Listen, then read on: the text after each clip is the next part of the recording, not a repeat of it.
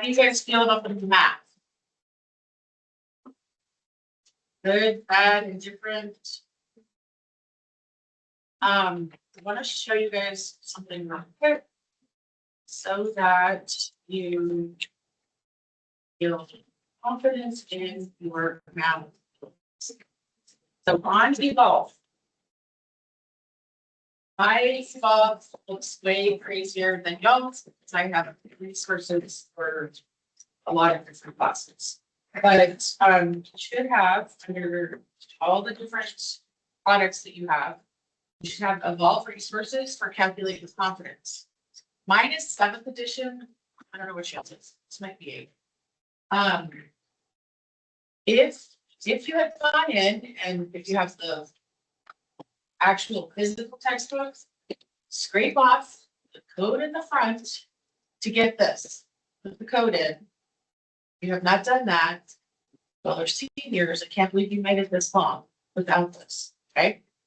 So click here.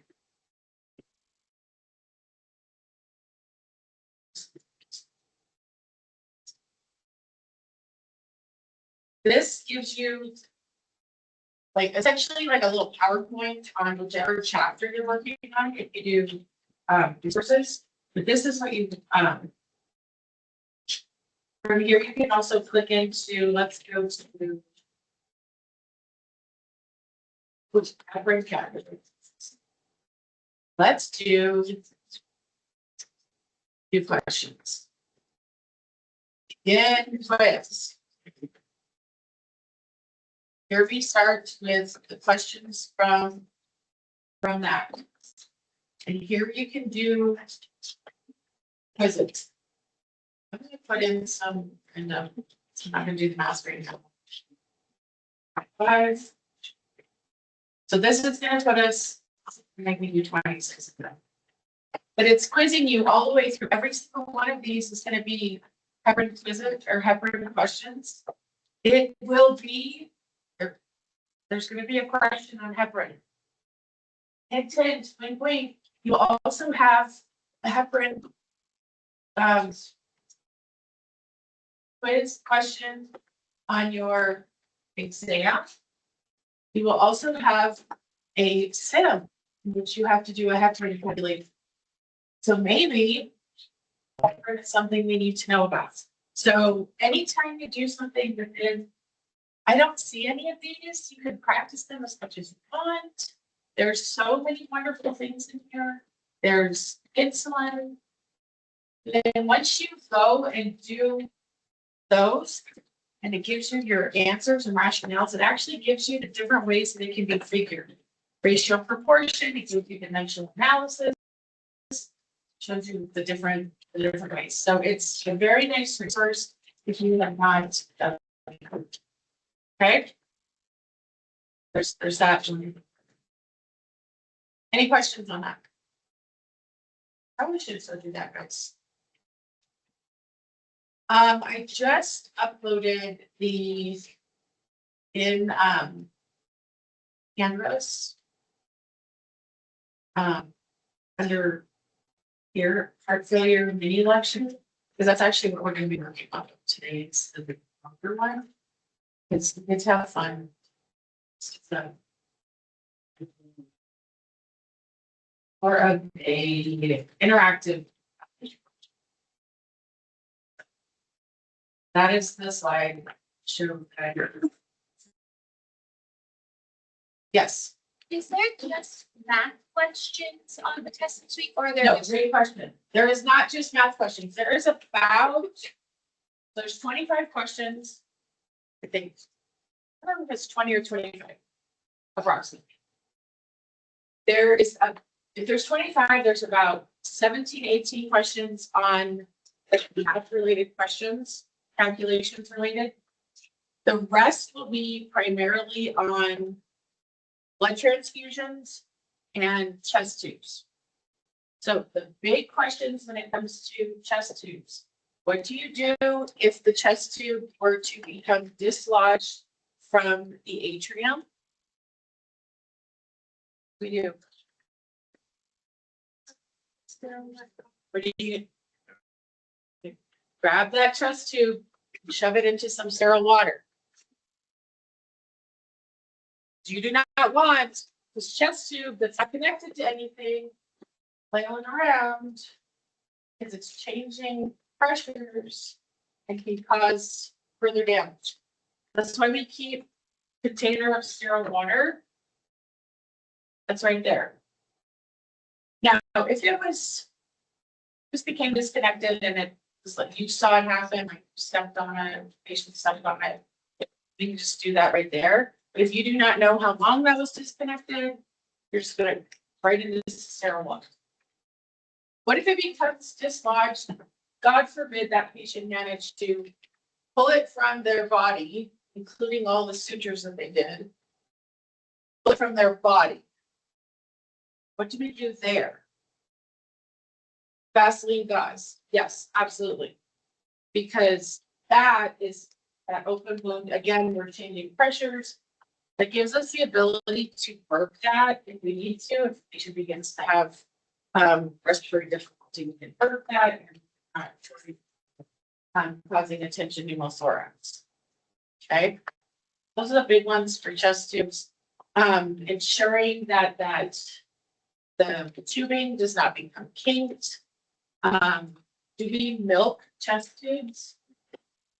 Never. If there is a clot there, you can like kind of break up that clot because it can get clotty and kind of gross, but we do not milk it.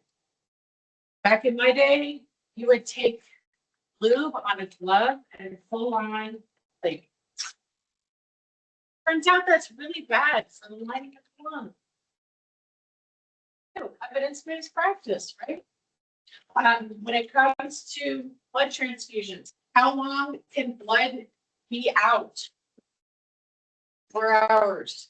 What can you hang with blood? Yeah, not to be hanging it with no lactated bearers, B5W, nothing like that, right? So, what are some signs and symptoms of transfusion reaction?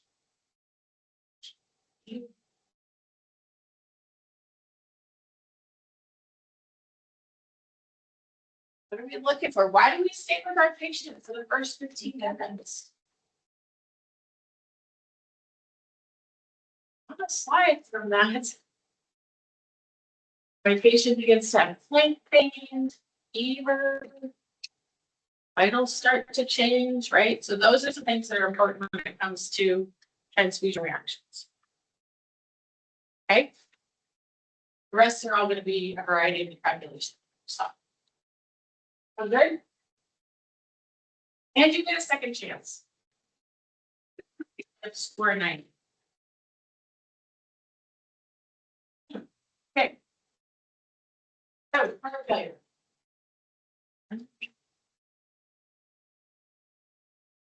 Here's our field guide for the day. Believe in yourself and you will be unstoppable. Those of you guys who are not comfy with math, here you go. Believe in yourself and you will be unstoppable.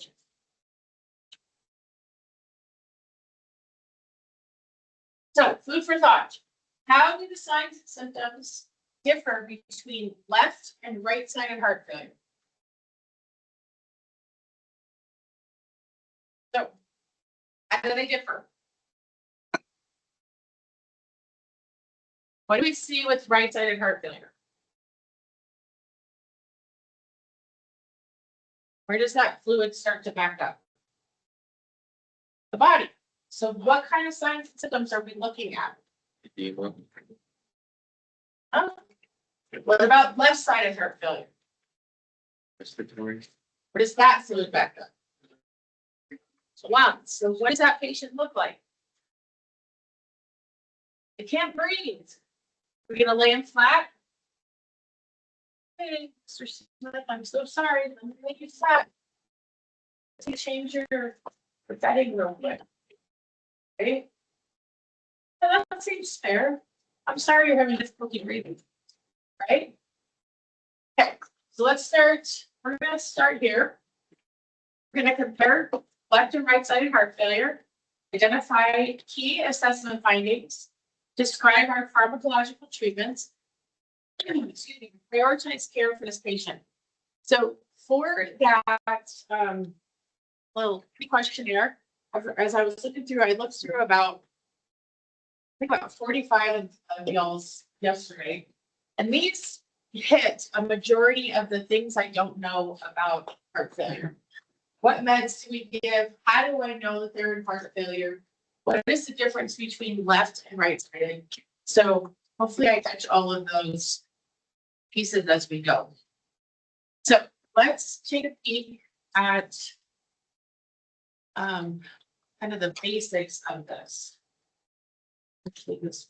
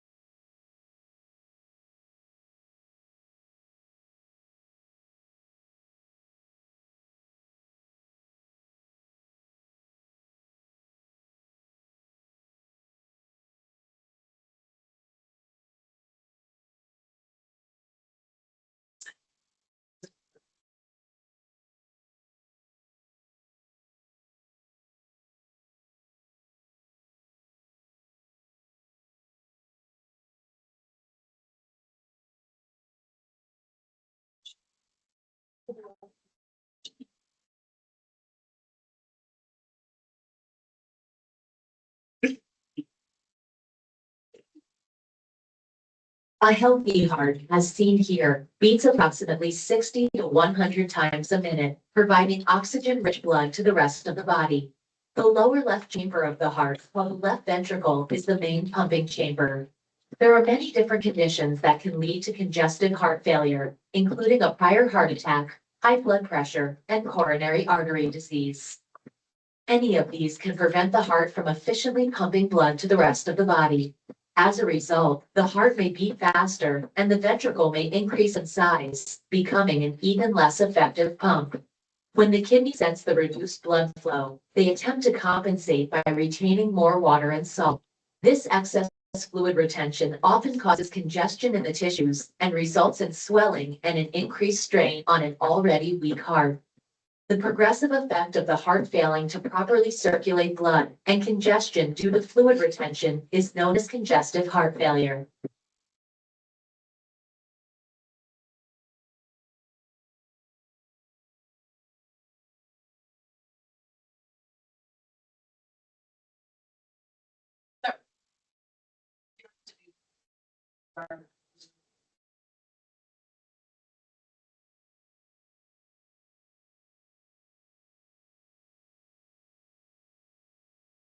Okay, so we're gonna do this quick. Get into groups, 5, 6, 3 to 6, whatever. I want you guys to Google heart failure. It does not, in fact, I do not want it to be scholarly. Pretend like you know nothing about heart failure. You are just out there living your best life. Answer these 4 questions. What are your initial findings? Was the data geared towards patients, families, or providers? You can use your favorite search engine. It could be Bing, it could be Yahoo, I don't care. Google is our favorite search. How would you validate that knowledge or that data if you didn't know anything about medicine? So you just heard grandma got diagnosed with congestive heart failure. How do you know what you're reading is right? And then we're going to talk about the top 3 takeaways. Because part of what you deal with as nurses is, oh, but I'll click here on my phone. Right? How many people are Dr. Googling and finding the symptoms, right? Okay, so we'll do this for about 10 minutes and we're going to talk about these answers. So groups, talk amongst yourselves and we'll discuss this.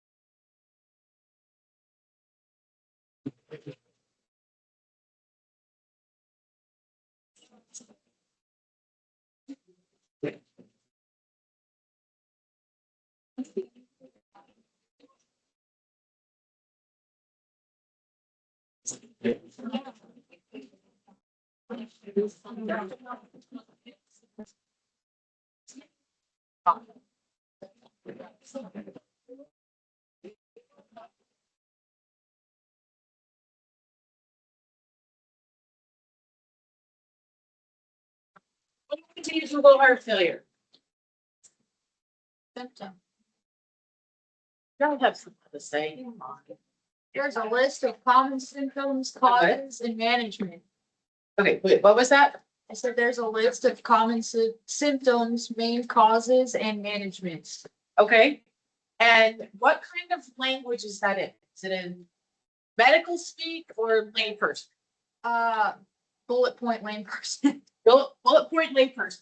So if grandma were to pull up her phone, because grandma is now my age, be fair, would she understand that? We have some yes and some no's. It's kind of hard for us to differentiate because we have that underlying knowledge, right? We're like, I understand that. For those of you guys who don't have any medical background, think about how it was when you first started fundamentals and you were thinking, I do not understand this crazy language that they're speaking, right? Okay, what else was your initial findings? What else did you hear or read rather? Management, okay. Right, what other goodness did you find in there?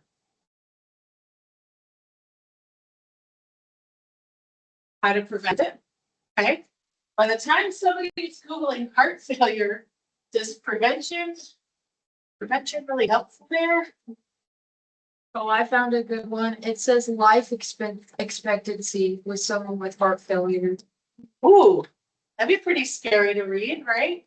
So by the time somebody's Googling heart failure, going, hey, I've just been diagnosed with heart failure. My life expectancy, oh my gosh, right? So did you find that the data was geared towards patients, families, or providers? Patients, okay. So how many of you guys got drugs, like ads for medications? Okay.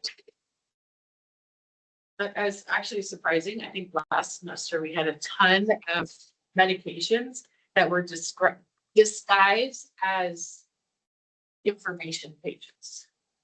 But when you click on it, it actually is an ad for medications. They're very sneaky.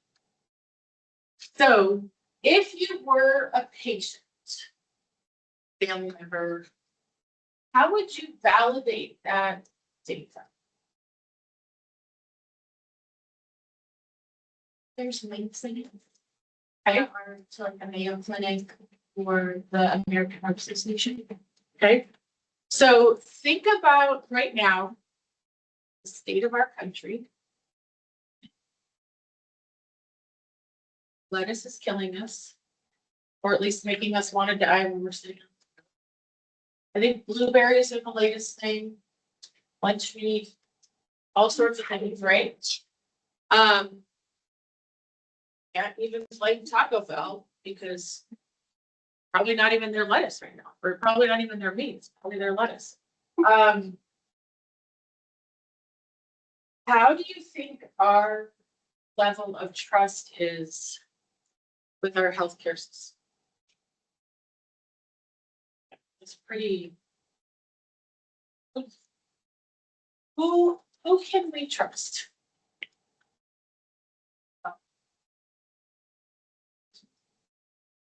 I mean, nurses still ranked up there as some of the most trusted professionals, but when you are given this diagnosis, okay, you have heart failure, or even better, your doctor sends you to get either labs or you're getting an echo, which we'll talk about how echoes diagnose heart failure. And your results come back on your portal before you've ever seen your provider, and you're Googling what that means, right? And you go into your appointment filled with fear. How do you think your patient is able to then take in that information? And it's something to always have in the back of your mind, because we tend to just throw papers at our patients, or here's a website to go to. And they take in about 20% of the information that they're given at any point, because it's just too much data. What they're going to do is end up on websites. Oh, wait, what did she say about that? What did it say about that? What does that mean?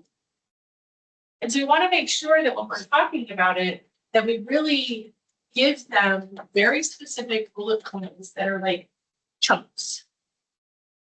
Here's some chunks of information, right? Here is like a little bit of, here's something that you can, here's a little snack about congestive heart failure. So what do we think are our 3 top takeaways from this? She needed to be in pizza. I spent all summer with her. I wasn't going to call her out. Next door. So what do we think our top takeaways are?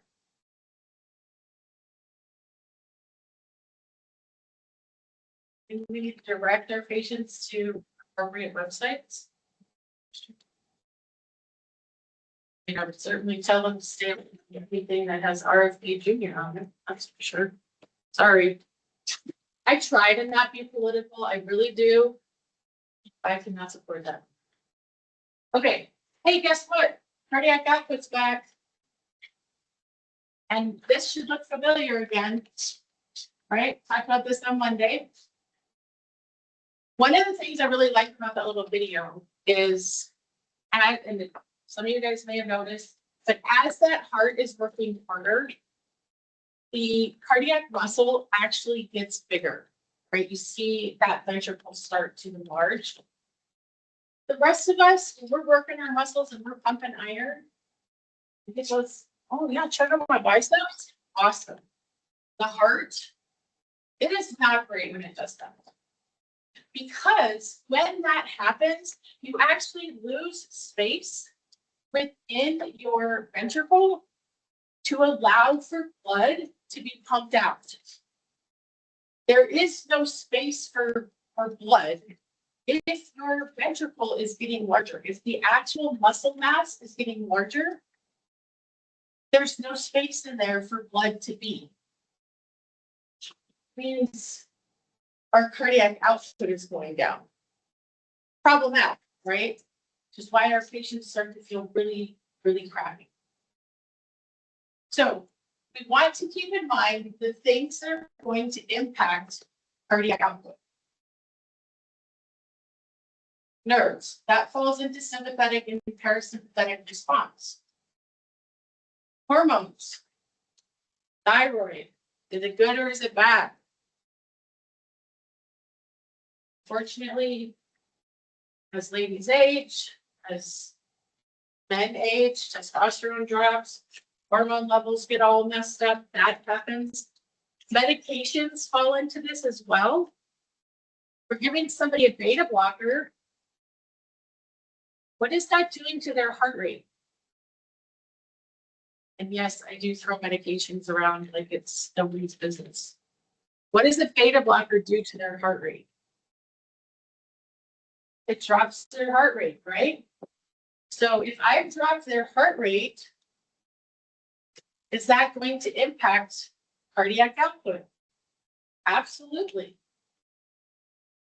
So again, talking about stroke volume, if I have a bunch of blood that is not inside the blood vessels, doesn't matter where it is. It could be lying on the ground outside the patient, or it can be third spaced outside of the blood vessels because this person is pushing fluid out as their kidneys are trying to compensate because that heart is working harder. That blood volume is decreased. We're struggling with cardiac output. Vascular resistance. If we're increasing that blood pressure, we're changing cardiac output. Right? So keep in mind, this is our puzzle. How are we impacting? Okay. Risk factors for hypertension. We have primary risk or congestive heart failure. Primary risk factors are going to be hypertension. This patient who ends up with surprise, you have congestive heart failure, is somebody who had hypertension for a while and didn't know it. It's why it's known as silent killer. Until patients have hypertension, that they are having headaches and vision changes and dizziness, and they finally report that to the provider, hypertension goes undiagnosed for a long time. There's many people, and we see this a lot with social determinants of health. There's many people who are not going to they don't go for routine checkups because A, they're underinsured, they're uninsured, or they just don't have time or access to see a primary care physician. How many times have you walked by the little blood pressure checking thing at Walmart, Target, King Supers, and gone, yeah, I wonder what my blood pressure is, and just kept on walking? Even if people were doing that and doing blood pressure checking, going, yikes, 160 over 90. It's not in the range that it says it's supposed to be. Maybe I should get that rechecked after a bit. Or anytime there is a blood pressure check station. Yeah, maybe I should get that rechecked, right? So hypertension is one of the biggest ones. Coronary artery disease. This, again, needs to be a screening thing. Who's getting their labs checked all the time? Unless you have a family history of some sort of cardiac disease, most people are not having their lipids drawn every year, checking to see if they're at a higher risk of coronary artery disease. But in the United States, we tend to fall into that higher risk factor. Because we don't eat great. It's just part of our lifestyle as more and more time has gone by. Don't raise your hand, but think about the last time you had your lipids checked. Prior heart damage. You had an MI, greater risk for heart failure. And one of the things that kept coming up repeatedly in the questionnaire was congestive heart failure versus heart failure. They are used interchangeably. Congestive heart failure is kind of an older term when we sort of lumped everything together versus heart failure, which is used regardless of whether it's right or left-sided, we can get into much more detail, which your textbook does, talking about compensated and decompensated heart failure. And that has to do with how is that patient presenting. And I don't go into super specifics because really what we're talking about when it comes to the patients in here is the patients that are really sick and they're decompensated by that point. Patients that are out living their life are compensating quite well. Most of the time they're on medications that are keeping them functioning well and are not needing to have a ton of interventions. By the time you're seeing them in the hospital, they're in that decompensated stage. So when you're looking at the textbook and it's talking about compensated versus decompensated, that's what we're really looking at as compared to right and left-sided. You still need to know and understand how they both impact each side of the body and how they are each side of the heart and how they impact the body. Okay, other contributing factors. Some we can control, some we can't. Advanced stage. Well, guess what? The older you get, the more likely you are to develop heart failure.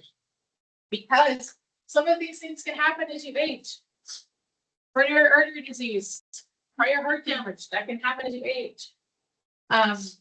Diabetes increases the risk, as well as tobacco use. I think as we go forward in this class, there's only one thing that tobacco use is undetermined as to whether or not that's a risk factor. That's when we get into the cancer. It's very strange. Obesity and then high serum cholesterol. And those are all kind of very common risk factors for any of our cardiovascular problems. So when we're looking at ventricular failure, so as that, particularly the left ventricular failure, that poor heart that is trying so desperately to do what the body needs, it is working harder, working harder, working harder. That cardiac muscle starts to get larger and that those ventricles begin to fail. Now, remembering from A&P and from patho, the left ventricle does all the work. Let's be fair. Left ventricle, hardest working part of the heart. So as this starts to happen, the left ventricle is working harder and harder and harder. We start to see a decrease in blood pressure in this patient. That is leading to low cardiac output, and our whiny little baby kidneys are getting mad. We see poor renal perfusion. This will be a theme throughout the entire course. First thing that nurses can see as with poor perfusion, particularly renal perfusion, is going to be low urine output. What should our urine output be? 30 mLs per hour or 1 to 2 mLs per kilo per hour. May or may not be a time in which your exam or the NCLEX would say, here's what the urine output is over so many hours, and the patient weighs X number of kilos. Don't just go off of the 30 mLs if you're given the kilos. Let them trick you or me. It's not a trick. It's just really paying attention to what's going on with that patient.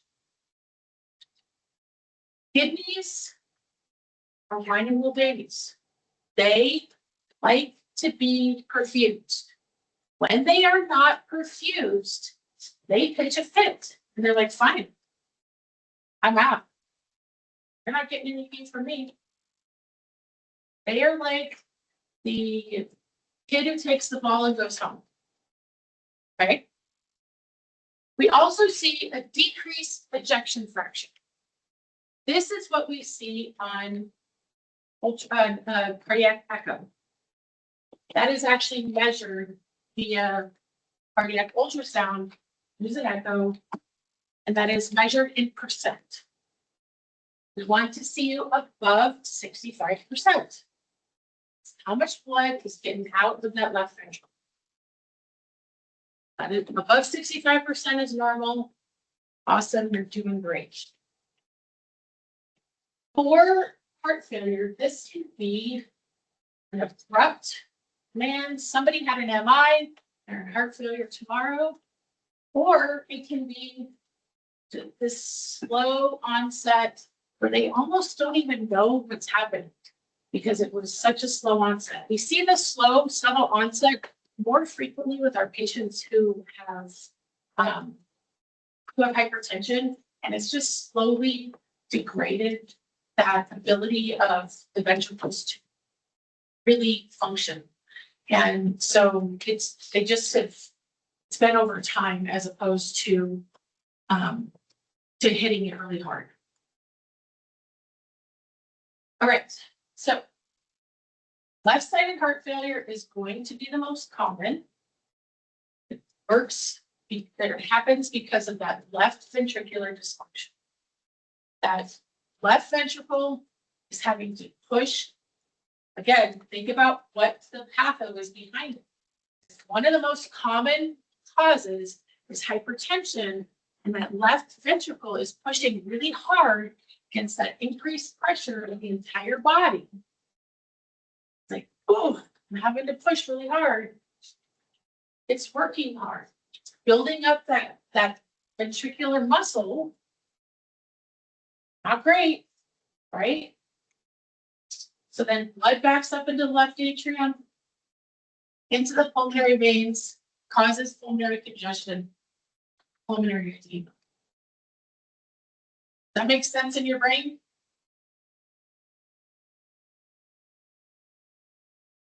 Do you see why I say how important it is to understand the patho behind something? Because if you think about why it happened in the first place and how it kind of work backwards with what's going on, then when I show you this slide, it makes sense why this patient has these signs and symptoms. They tell you the patho, and then I say, okay, now let's picture what this person looks like. If we have pulmonary congestion and pulmonary edema, well, this patient has orthopnea. They can't lay down and breathe. They're short of breath when they lay down. They have blood-tinged sputum because they have all this excess blood in their lungs. It's not supposed to be there. They're wheezing, crackles, cough. They have nocturnal dyspnea. Well, yeah, because that's when they lay down. Right? Exertional dyspnea. Cyanotic. They feel like absolute garbage. Now, why do you think they would be restless and confused? They're what? Yes, absolutely. The brain's not perfusing. So if our kidneys stop giving us pee when they're not being perfused, that's one of the first signs that nurses get for perfusion issues. Confusion and restlessness are another early sign for perfusion.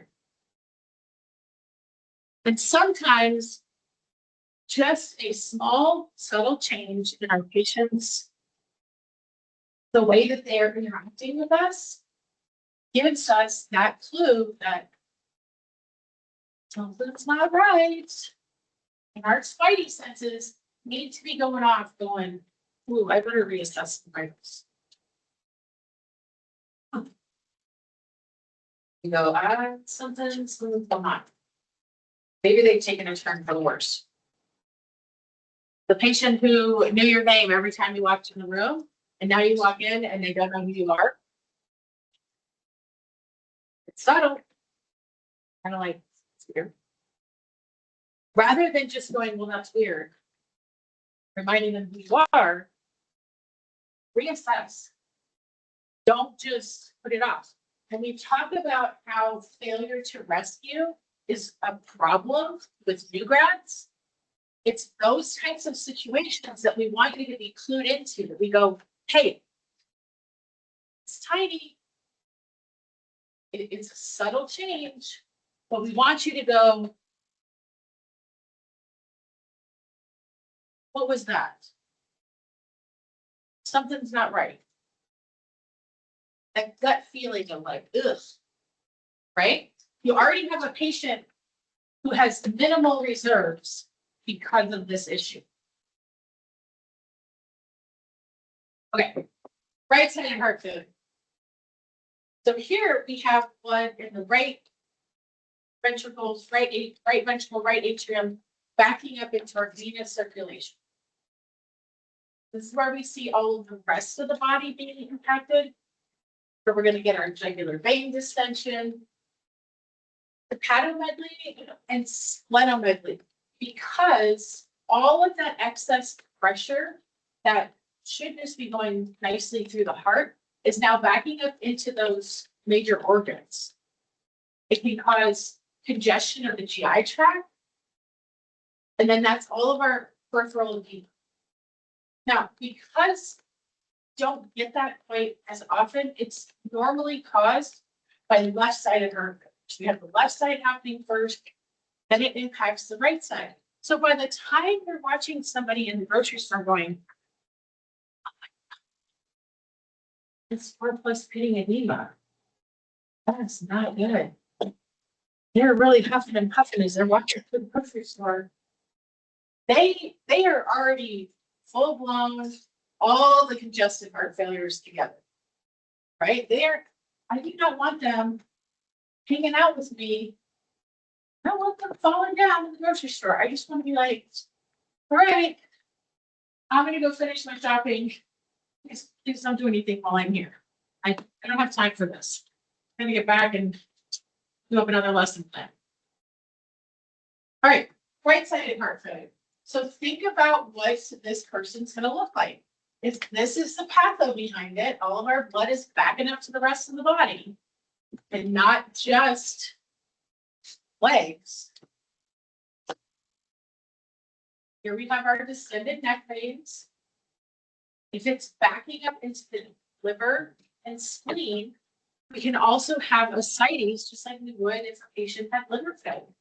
Because the liver and spleen don't like to have all that excess blood going and like stagnant there. So we start to have excess fluids being created there.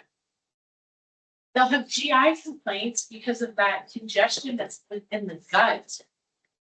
They have poor motility, so they're constipated.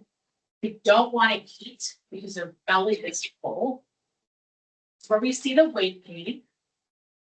Yeah, I've been on 8 pounds in 4 days. Great, awesome, right? So this is our right-sided heart failure. I'm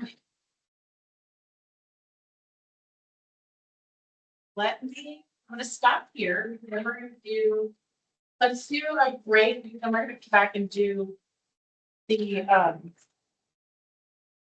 these little exercises. So we have 9 o'clock. Really?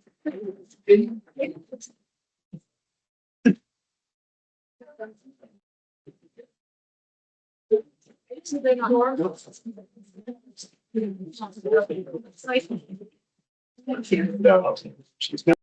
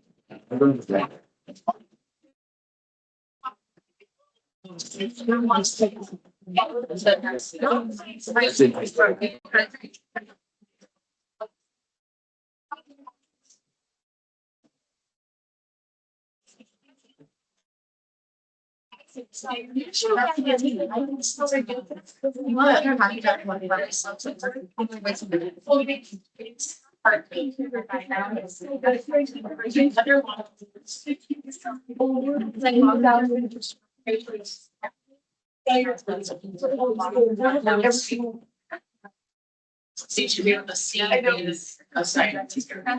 So we'll do station A, station B, station C.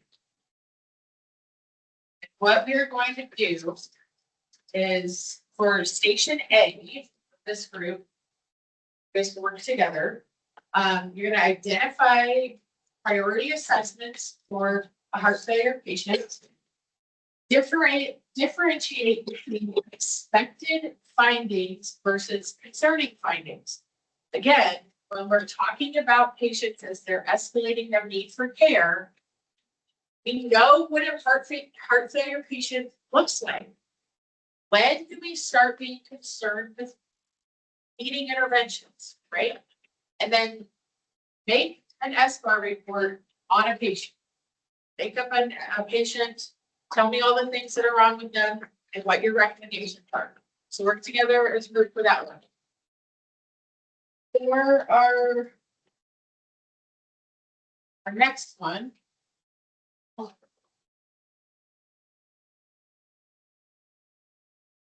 For B, this is medication mastery.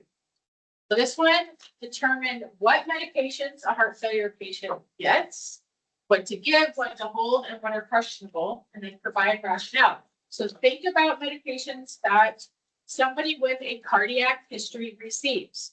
Beta blockers, ACE inhibitors. Do they get trills? Do they get let's see, we love Lasix for our heart failure patients. Do we give them pain medications? What about statins? What type of medications are going to be okay for a patient with heart failure? What medications are not okay? And when would we hold them? And why? Okay. And then for C group, this is nursing interventions challenge. So develop a shift-based care plan for your heart failure patient. What are your priority concerns and interventions? And then make sure that you're including monitoring and teaching. Right? So I'm okay if you guys want to utilize AI, but you better be checking as to whether it is accurate. So if you put into AI to say what heart failure medications or what medications is a heart failure patient normally on, you better double check that with Nursing Central, right? And make sure it's your brain that's putting some work into this.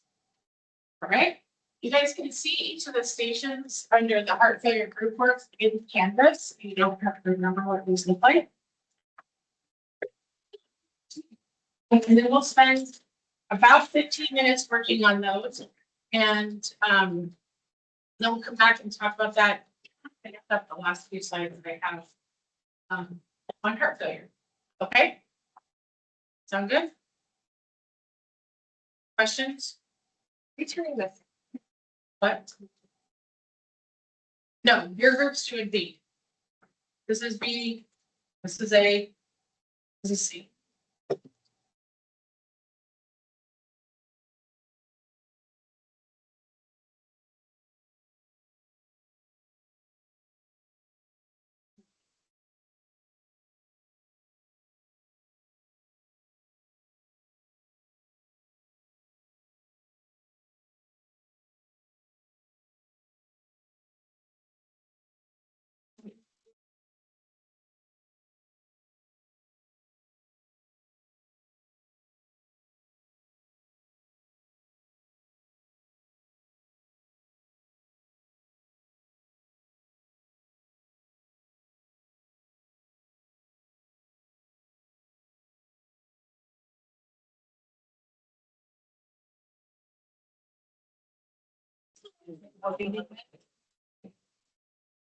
Oh, yeah.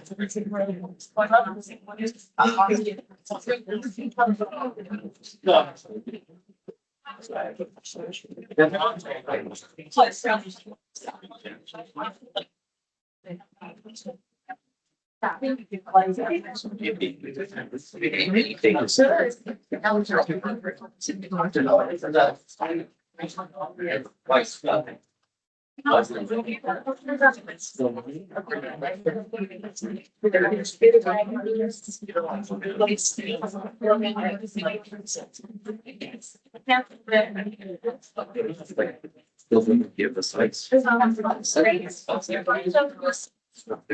think.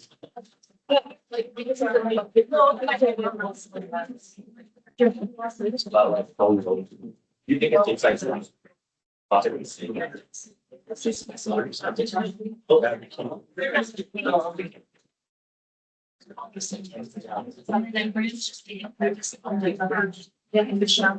good. Well, that's.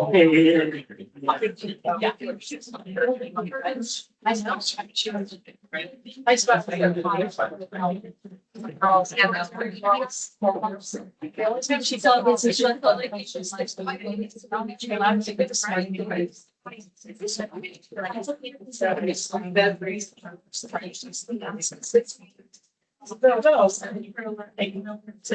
Well, that's one of our pages of sex, it's very.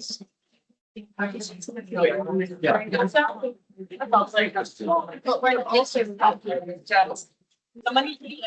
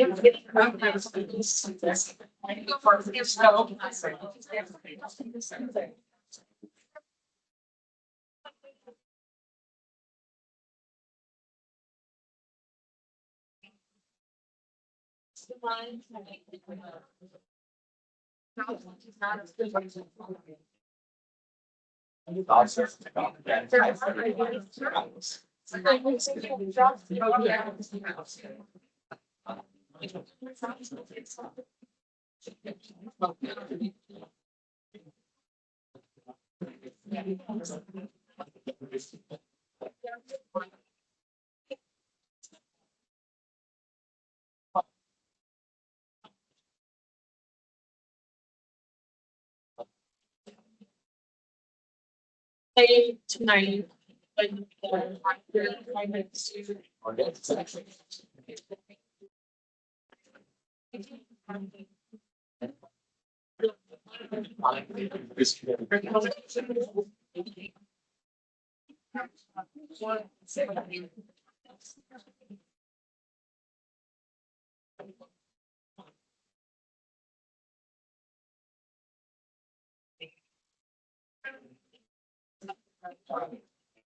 Yes.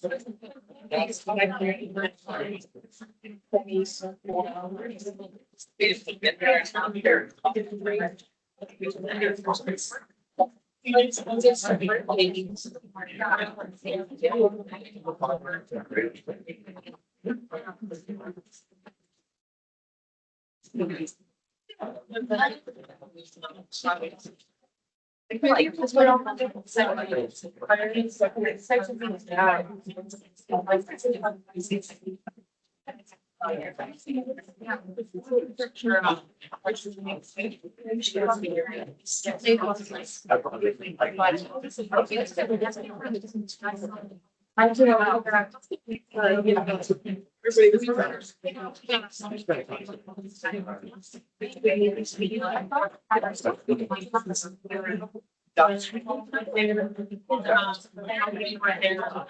It's not even.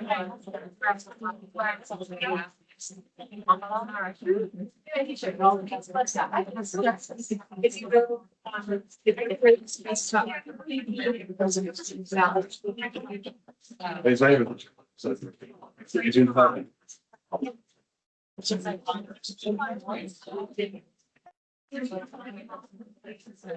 It's just nice. Part of it. Actually.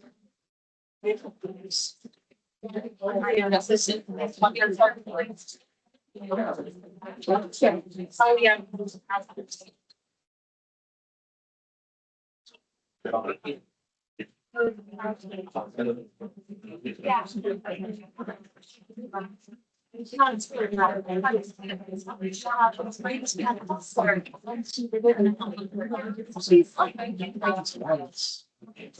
It's the bottom. Yeah.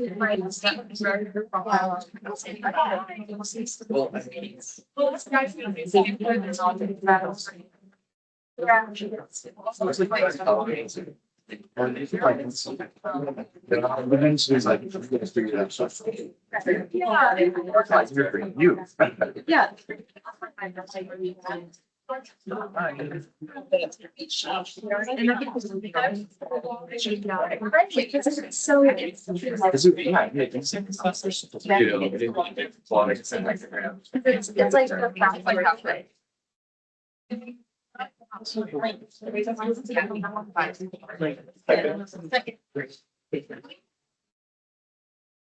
Let's see. So she has renal.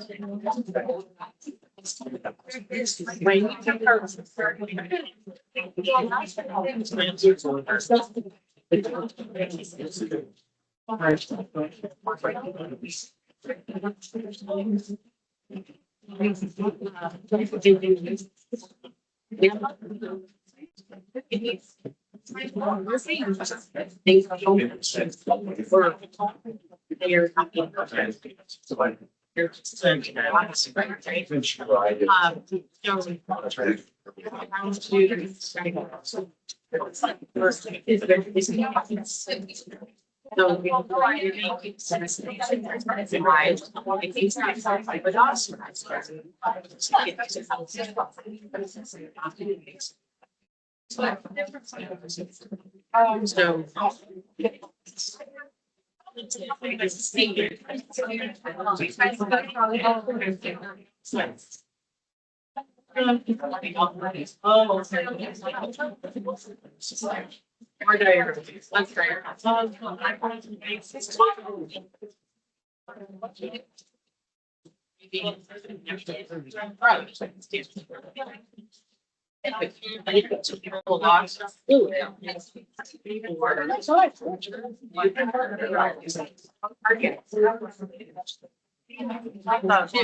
So a lot of times.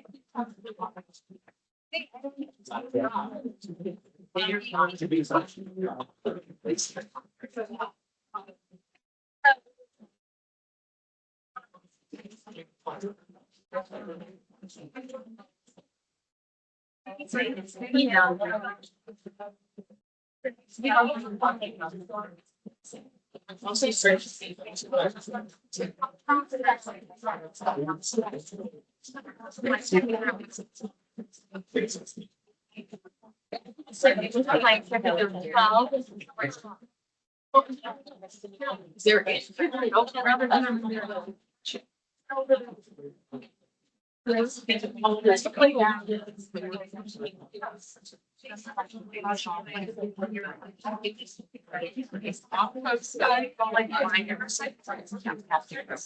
And so they need stuff.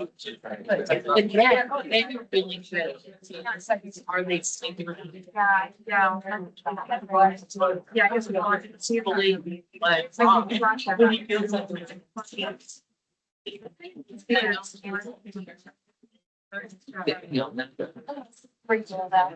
So there is. Like,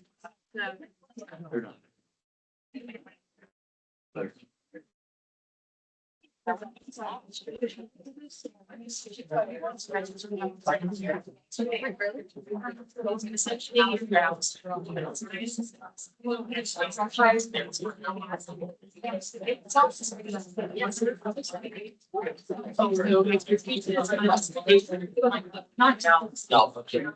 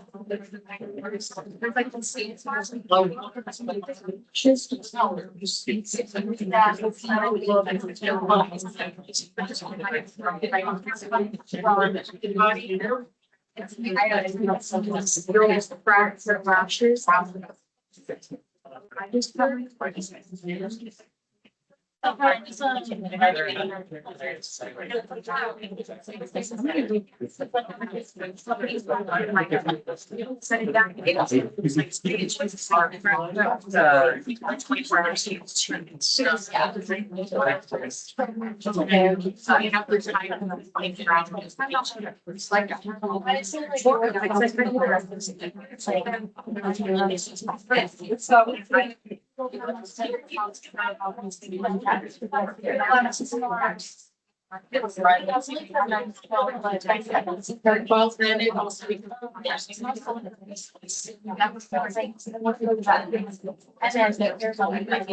Yeah, I don't want to do it.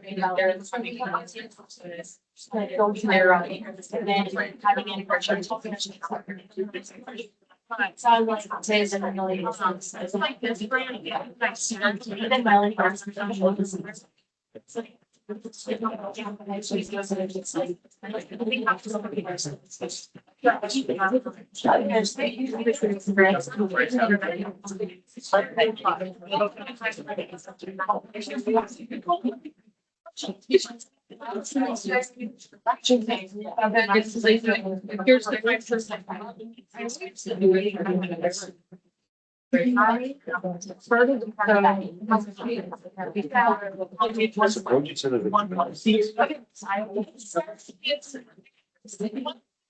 Where on this page? Tell me about the patient life. We'll just see. Be ready. Oh,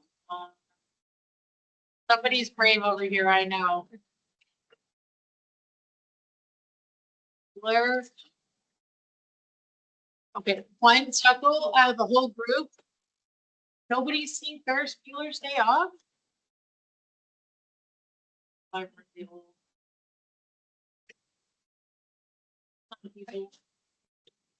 Go for it. Nice and loud, school class. Hi, I'm Emma Case. I'm the nurse for patient Ms. Luis Alvarez, and she is admitted for worsening. It's me, yeah, ortho, Yeah. orthopnea, and edema. She's not taking any of his morning meds besides one dose of nitroglycerin before arrival. His O2 stat is 84% on room air. His respiration's like 28. He has crackles. His blood pressure is 168 over 94, and his heart rate is 112. I'm concerned about left-sided heart failure with pulmonary congestion.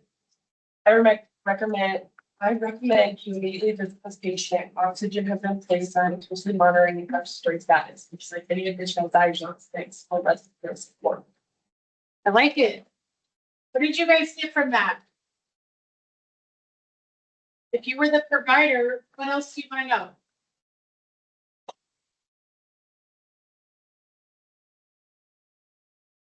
What else do I know? Want a blood pressure on this patient? Yeah, because we do see that blood pressure start to tank on occasion with congestive heart failure, right? So respiratory status though is important on a patient with left-sided heart failure and address right away. Hey, 84%, I put on oxygen.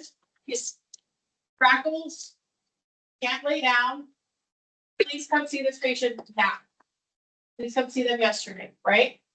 So she got her major concerns out of the way, which is straight and to the point, right?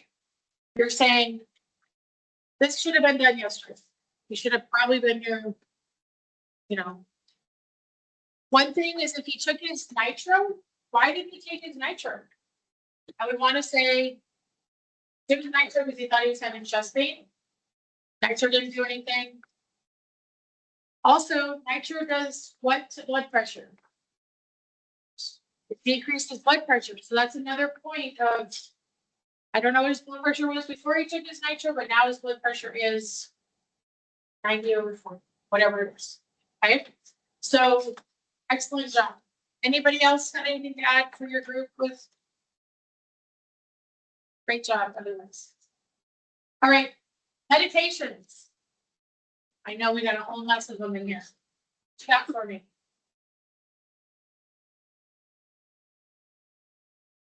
Diuretics. What do our diuretics do for this patient? Okay. Right? Right. Well, does it actually reduce the strain on the kidneys if we're giving them diuretics? Makes those kidneys work a little bit harder because diuretics work on the kidneys for the most part, right? Okay. What, is there anything we need to know before giving a diuretic? What's her blood pressure? Potassium and blood pressure? Yep, absolutely. What else? What other meds? Renal function? Yep. Vasodilators like ISO. Vasodilators, nitro, ACE inhibitors. How come? Why are we giving these? Okay, reduce the workload on the heart. So what if my patient's blood pressure is, like I used for a friend over here, is 90/40? Just gonna get on some nitro, just slam on some nitro. Have him on the floor, right? What if his pressure is 180/90? Absolutely, yeah. I don't like that. That's not great. I was working hard there, huh? All right, what other medications could this patient be on? What if he's just saying, oh my gosh, I'm in so much pain. It really hurts across my chest and my back. It's really hard to lay down.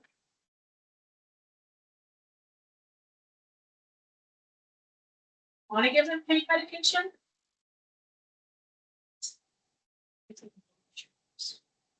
Doc says, go ahead and give him 10 of morphine. Anybody comfortable with 10 of morphine?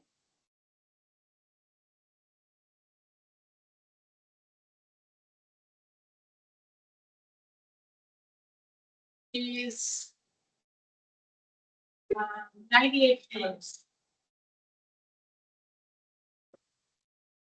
I'm not comfortable with 10 of morphine for somebody with congestive heart failure.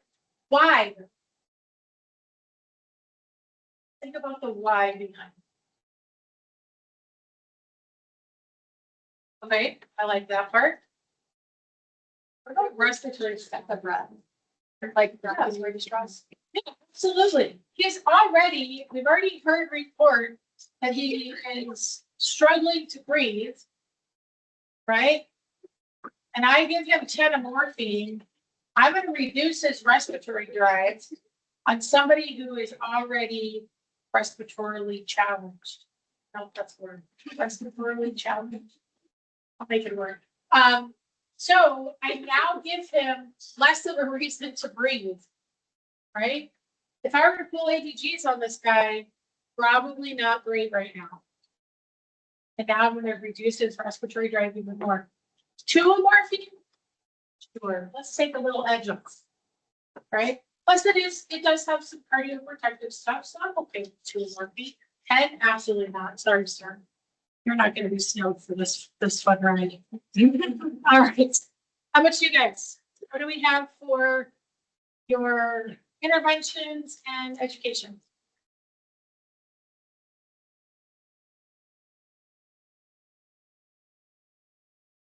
Daily weights, okay?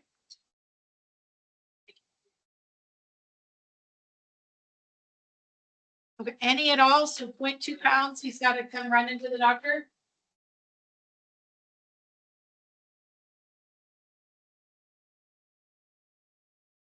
The boobs. What? How much should we be worried about? 2 to 3 pounds in one day or 5 pounds in one week. Yes. 2 to 3 pounds in one day or 5 pounds in a week for our congestive heart failure patients. If they're gaining that, they need to be seen by their provider, or at the very least, let their provider know, and then their provider can decide whether or not they need to come in. All right, what other goodies do we need our patient to know? What if we started them new on a beta blocker or lisinopril or any other cardiac med? What kind of education do we need to give them? Monitor their blood pressure at home. Okay, monitor their blood pressure. What other safety things with those? Don't abruptly stop. Yeah, don't abruptly get up.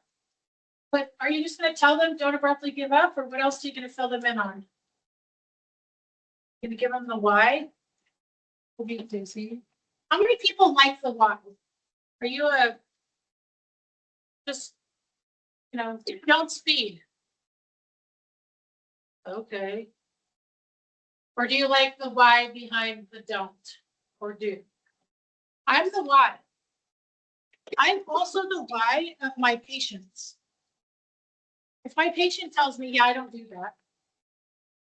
Wow. Right? Now, y'all have already taken psych, right? And Dr. Heinzelman, I'm sure, told you that it is not therapeutic communication to say, why don't you take your medication like that? Right? You don't ask their patients why. But I will tell you right here, right now, that the more you ask why in your head, the better the nurse will be. So if I have a patient and I tell them, all right, we're going to start you on this brand new medication, and it is a new blood pressure medication. Blood pressure medications, the whole point of it is to drop your blood pressure.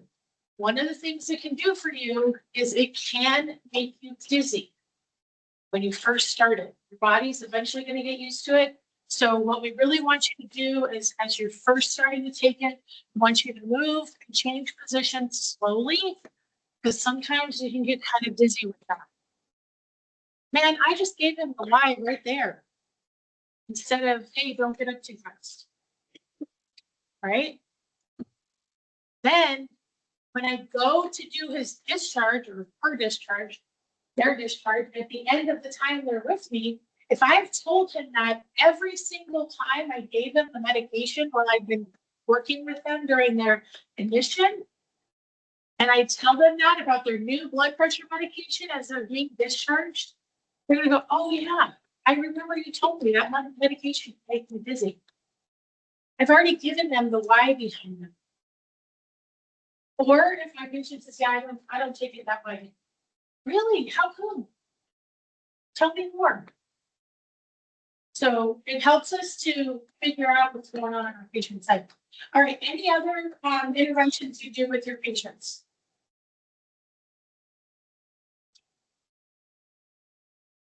You come in the room, your patient is, their oxygen is up here, because it was making their nose really dry, and they didn't really feel like wearing it, and they're a little blue. Place them in high fowlers. Reapply their oxygen. Start at 2 liters and titrate higher if needed. Love it. High Fowlers, the sweet little old people who get all scrunched in the bed. Guess what? They cannot expand their lungs. Get them sitting up. High Fowlers, put their oxygen back in their nose, right? There's simple things that we can do just because this is a critical care count it as a critical care class, advanced med surge too, whatever. Don't forget to do the little things, the most important. ABCs still count. We're not gonna just automatically jump to, we're gonna call a rapid, or we're gonna intubate them. You know, how about we just start by sitting them up and putting them on some oxygen, or back on their oxygen, because their nasal cannula is up in their airway. All right, don't forget those things. Y'all know what I'm talking about. You've walked into those rooms, I know. I can tell by the chuckles here. Okay, let's finish up. So some heart failure complications that we worry about. Pulmonary edema. So this is just that the lungs just completely filling with fluid. Most commonly associated with left-sided heart failure. Think about our beautiful alveoli as those little clusters of grapes. When they have fluid all around them, capillary exchange of gases cannot happen.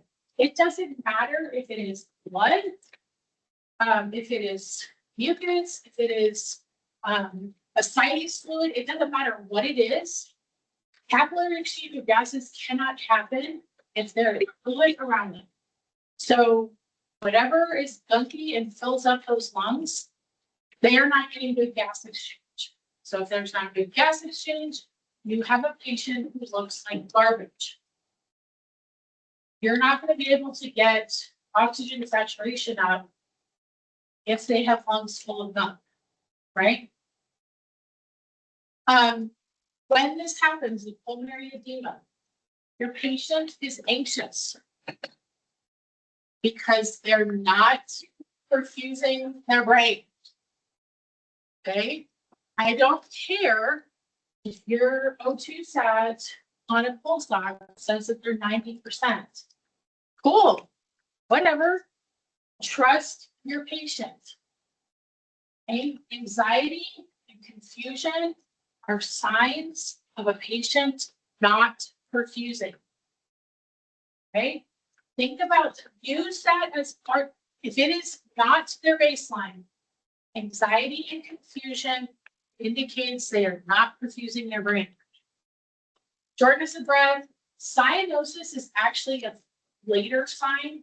They can be pale, diaphoretic, orthopnea, that's when they're laying down, they can't breathe. They are tachypneic, so they're breathing really fast. The paroxysmal nocturnal dyspnea, that means that the dyspnea is worse at night, it kind of comes and goes. We can see the use of accessory muscles in the adult population. They're easier to see on thinner patients.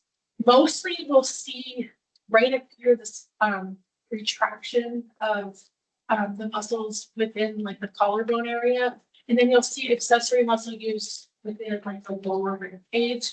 If your person is working that hard to breathe as an adult, I mean, it's terrifying with pediatric patients, but it is really terrifying with adults because think about this. If your adult patient has gone so far as to start using accessory muscles, they're going to crap out. Pardon my language. They're just going to crap out.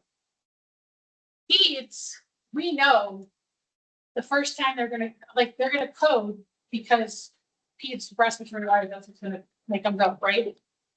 Adults, if they've gone that far, they've already used all their resources.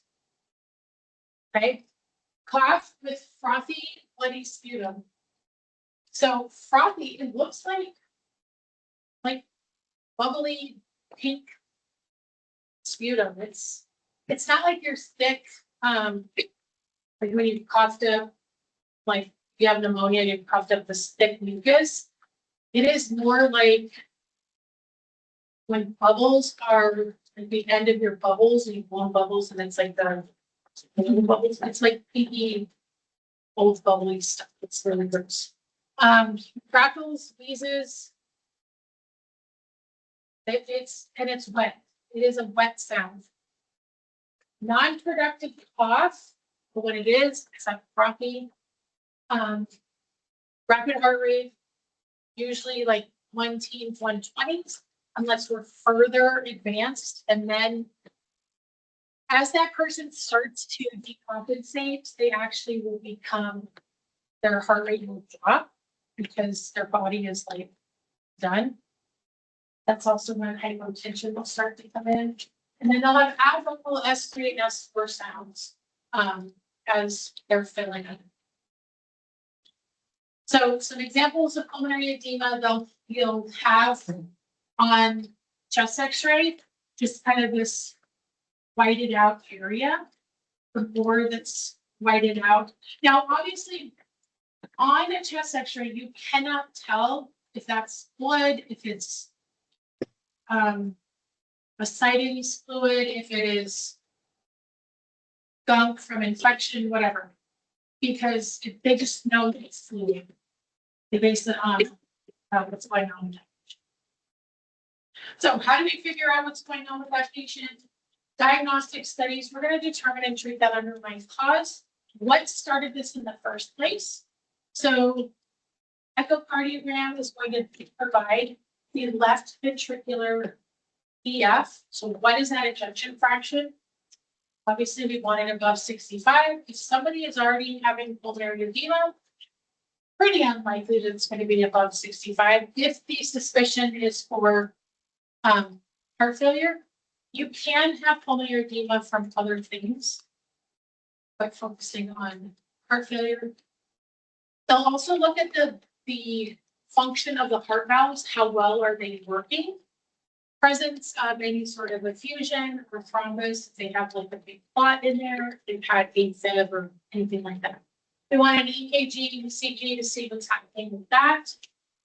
We will have them on tele, whether it's remote or in the room, like we have with our ICU patients. Chest x-rays, we can see what's happening. Then BNP or BTNP. So how do we treat it? Currently, we treat with the mnemonic PON. So position with positive pressure ventilation, so that can be CPAP or BiPAP, oxygen, nitro, and diuretics. We used to use the LMNOP. You may still hear that depending on where you're working. If you work with an older physician, that may be what they prefer to do. The positive pressure ventilation helps to keep those airways open as that person, as we're trying to treat the other stuff, which is why the high Fowlers put them on like CPAP or BiPAP first. And obviously that comes with oxygen when you're doing that.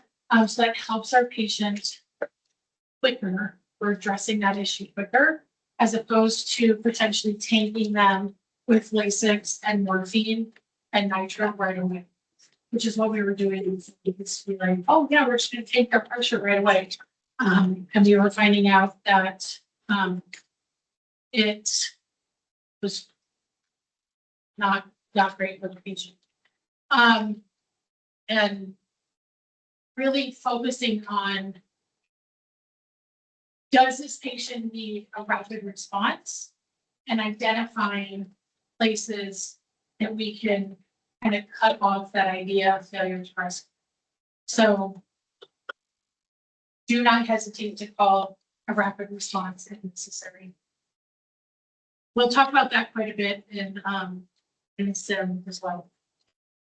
Okay, nursing priority problems for this patient: impaired gas exchange, impaired cardiac output, fluid imbalance, and then activity intolerance. Any other ones you guys want to add? What other type of priority problems do you like for this patient?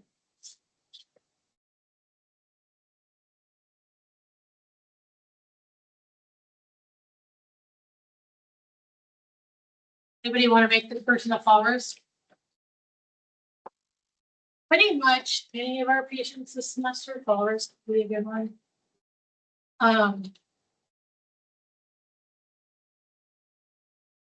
When I say failure to rescue, what does that trigger in your guys' minds?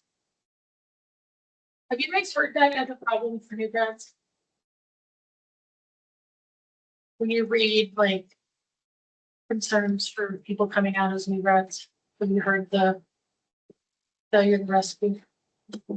Okay, so one of the things that as faculty, we read all the things to make sure that we're giving you guys all the tools that you need to be successful new grads is the concern for failure to rescue. And what that means on the broader scale is not being able to identify when interventions need to happen sooner rather than later. So let's take, for example, you're driving down the street and the check engine light goes on in your car. You're like, my car sounds fine. It's just a check engine light. There's no big deal. Then your need washer fluid light comes on in your car. And you try the washer and you're like, there's a little bit still coming out. It's fine. No big deal. And then the need oil light comes on in your car. And you're like, look out the window and it says, ooh, I should have gotten an oil change 5,000 miles ago. Dang, first school's been really hard on me. I'm gonna be fine. Okay. You keep driving because you gotta get to class, right? And then all of a sudden you hear like this really horrible sound and you're like, ooh, I think my tires are blown. Then the light comes on that says your tires are low, sensor comes on, you're like, well, that's real bad. That's real bad. I'm just gonna keep going. I'm driving down I-25. I gotta get to class, right?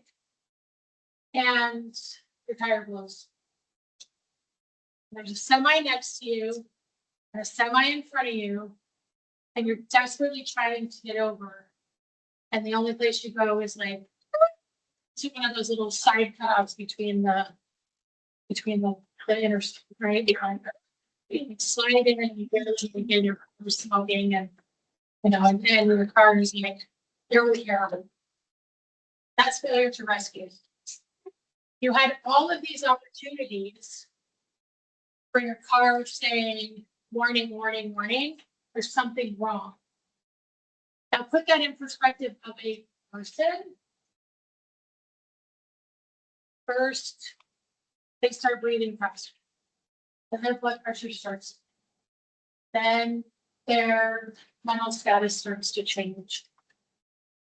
And as new grads, if you're not recognizing those subtle signs, all of a sudden that patient is into the middle and they're not able to be rescued. Does that make sense? Did I make that? Well, I just thought I don't see my hands. Sometimes I'm really impressed with myself. But that's what that means. That is that idea of we have to catch it when that check engine light comes on and we go straight to the mechanic or our doctors. Okay, so patient coaching, medication compliance, teaching our patients about when to take their medications, how to take them, and why it's important. Daily weights, checking their blood pressure, pulse, monitoring, which you guys touched on very well. Respiratory status, how well are they breathing? You can actually teach them how to monitor that on like a 1 to 5 scale, kind of like we do with cane. I'm breathing really, really well as a 1. I'm starting to have trouble breathing, 2, 3, 4, up to 5. Low salt, healthy heart diet. Give them the instructions for the American Heart Association. Smoking cessation. If we can get them to stop smoking, that helps. And then weight management, as well as teaching them the signs and symptoms of worsening heart failure. All right, food for thought for Monday. What are modifiable and non-modifiable risk factors for coronary artery disease? They answer that. This is my favorite one of all time. Favorite.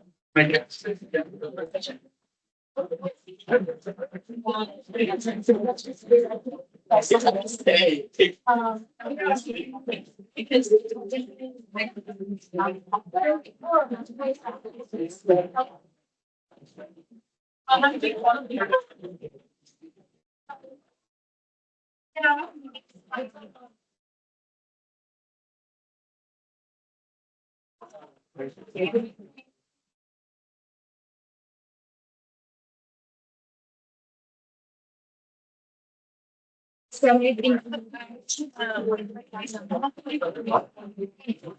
Seeing that I didn't. Like, that's.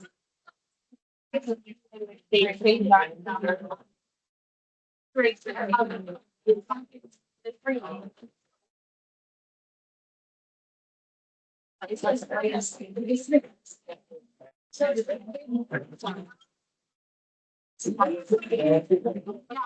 like oh. Yeah.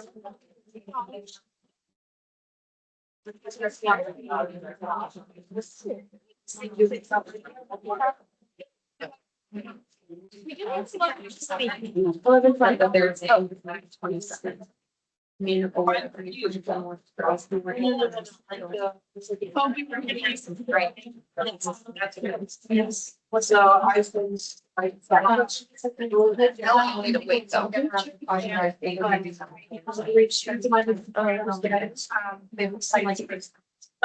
Yeah. I would check some, yes, check with her or email. Yes, and I haven't heard the status of, I just like seeing the eye. And then I haven't heard the status of each. People, we're talking about three, one of the. I think I three days, Saturday, Friday. I haven't want to throw it out there, so. For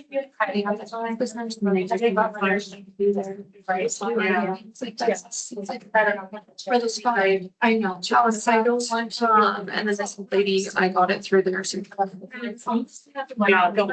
Yeah, she's gonna try to drive it around.